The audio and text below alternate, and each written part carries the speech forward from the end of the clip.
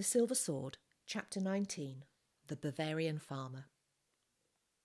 There were queer noises in the barn, louder than the scurrying of rats or the creaking of rusty hinges in the wind. The farmer flung the door open and shouted, "Come out of there, you young devil! I heard you. Can't you imitate a rat better than that?" He stood still, accustoming his eyes to the half-darkness of the barn. The sun rose early enough in July, but it was not full daylight yet, and all he could see was a vague blur of hay. While he listened, everything was so quiet that he began to wonder if he had been mistaken. Then the sound of a half-sob, stifled immediately, confirmed his suspicions. "Come out!" he shouted. "Do I smoke you out like rabbits, or fetch the prong?" The threats were ineffective, so he went off to fetch the prong. Soon the hay was flying, and something else came flying too, an overripe turnip, which, beautifully aimed, struck the farmer full in the nape of the neck. He swore. An anxious voice piped up, "We give in. Please put that horrible thing away before it goes right through Bronya." And the farmer turned round, his prong poised in mid-air, to find himself face to face with a tall, thin girl, her clothes and hair bristling with bits of hay. "We only spent the night here. We haven't done any harm." When she realised that he had not properly understood, Ruth called Edek. The hay at the farmer's feet parted, and Edek's spluttering face appeared. He had held his breath all too long and made a dive for the open air, clinging to the handle of the barn door while he coughed the chaff out of his lungs. "Hey, that's me you're stepping on!" shrilled Bronya as she emerged from under the farmer's left foot, and when she saw the murderous prong she flew to Ruth and hid behind her. "Edek, tell him we only spent the night here and we haven't done any harm," said Ruth with one arm round Bronya. Edek translated. "No harm?" examined the farmer, removing a splodgy mess from inside his shirt collar. "I suppose you call this a birthday present? 1, 2, 3 of you. Is that the lot? Or have we got another batch lurking somewhere?" The reply was another wet turnip. It landed on exactly the same spot as before. The last member of the family, who was certainly no diplomat, had launched his second missile. Now he came sliding down from the top of the hay for no other reason than that he had run out of ammunition. Bronya giggled. Edek grinned, but Ruth was angry. "When will you grow up, you silly little boy?" she said, seizing him by the shoulders and shaking him like a puppy. "You spoil everything for us. I wish we'd left you in Warsaw." Jan, who had, as usual, acted from the highest of motives, began to protest. "Don't go for me, Ruth. I hadn't stolen anything. The larder window was open all night and I could have taken anything I wanted, but I didn't. You know I didn't." "Go on your knees and apologise," said Ruth.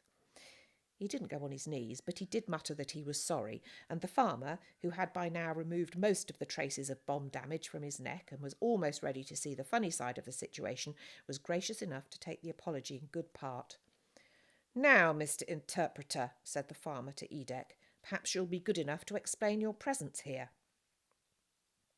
Briefly, Edek told him who they were, where they'd come from, where they were going to, and why they had not, as they usually did, asked permission last night to sleep in the barn. They had arrived after dark and had not liked to disturb the household. "We'll willingly pay for our night's lodgings with a day's work," he finished. "Of course," said the farmer, "and if I'm not satisfied with you, I'll hand you over to the burgomaster." "What's a burgomaster?" said Bronya, when Edek had interpreted, and from now on he had to explain everything, for the farmer knew little Polish. "A burgomaster, my dear, is a nasty bogeyman who plagues everybody beyond endurance. He'll be particularly interested in you. You're Poles, aren't you? Well, there's an order gone out from the military government that all Poles in the area are to be rounded up and sent back to Poland. It's the burgomaster's job to see that the order is obeyed." "We've just come from Poland. We're not going back," said Ruth. "We're going to Switzerland to find our father and mother," said Bronya. "Nothing on earth would send me back to Poland," said Edek. "Nor me," said Jan. "That's what you think.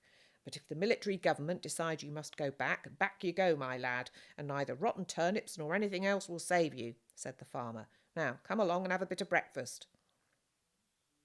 There were window boxes on the sills of the farmhouse, gay with flowers. On the scrub table in the kitchen, a breakfast of coffee and rolls for 2 had been laid.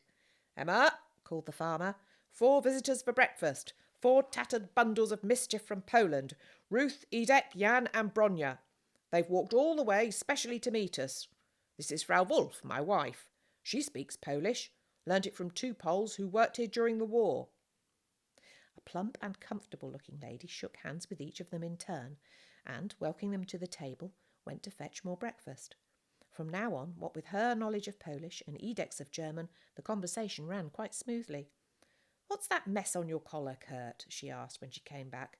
"A present from Poland," said the farmer, winking at Jan, and when Edek translated they all laughed so much that they nearly spilt the coffee. "It was a clean shirt this morning," she complained. "Then I shall ask Jan to wash it for me, just to show my appreciation." "That's a wonderful idea," said Ruth. "No doubt Jan would have thought of it himself, only I beat him to it," said the farmer, winking at Ruth.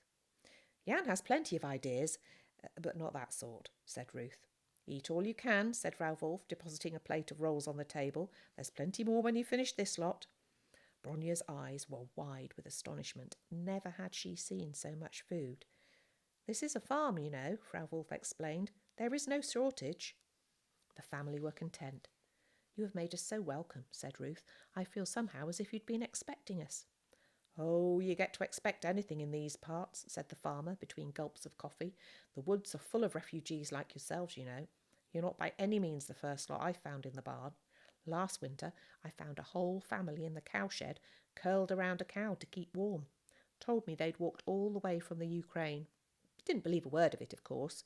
If you asked me, they'd just footed it from the next village, a stunt to get a free meal. I made 'em work for it, though. We've had dozens and dozens of refugees working here at one time or another. Got rid of them all now, thank the Lord. Now the military government send us nothing but German prisoners of war, and they're worse. The government want to turn us into an agricultural country. Holy onions, did you ever hear such nonsense? As if you could ever teach a mechanic how to milk a cow. He'd try it with a spanner if you didn't tell him how." The farmer rambled on like this for some time, munching great mouthfuls of bread between whiles and washing it down with cascades of coffee. Edek was the only one who bothered to listen, and when at last the farmer came to a full stop, he said, "I worked on a German farm during the war, but I hated every moment. The people weren't decent like you." The farmer appeared to take this harmless observation as an insult. "You think I'm decent, do you? Just wait till I've wrung a day's work out of you. You'll think very differently then. We'll start right now, as soon as you've done eating." "Let them rest today, Kurt," said his wife. "They're all of them worn out." The farmer thumped the table with his fist. "I don't believe in treating people soft," he said. "Treat 'em rough and they'll respect you. Give 'em the milk of kindness and it'll turn sour. Nope, they'll start right now. Ruth and Jan shall come with me to the hayfield, and there'll be no lunch for them if they slack off. Bronya can feed the hens, and Edek will stay in the kitchen to help me," said his wife. "He looked as if a breeze would snuff him out. He shall stay and peel the potatoes for me. That is, if he'd care to." And the look she gave her husband made it quite clear that she intended to have her own way in this matter. "Jan, you rascal, don't imagine I'll let you forget my shirt," said the farmer, thumping the table so fiercely that all the crockery jumped. And, as far as Jan was concerned, the farmer had his way.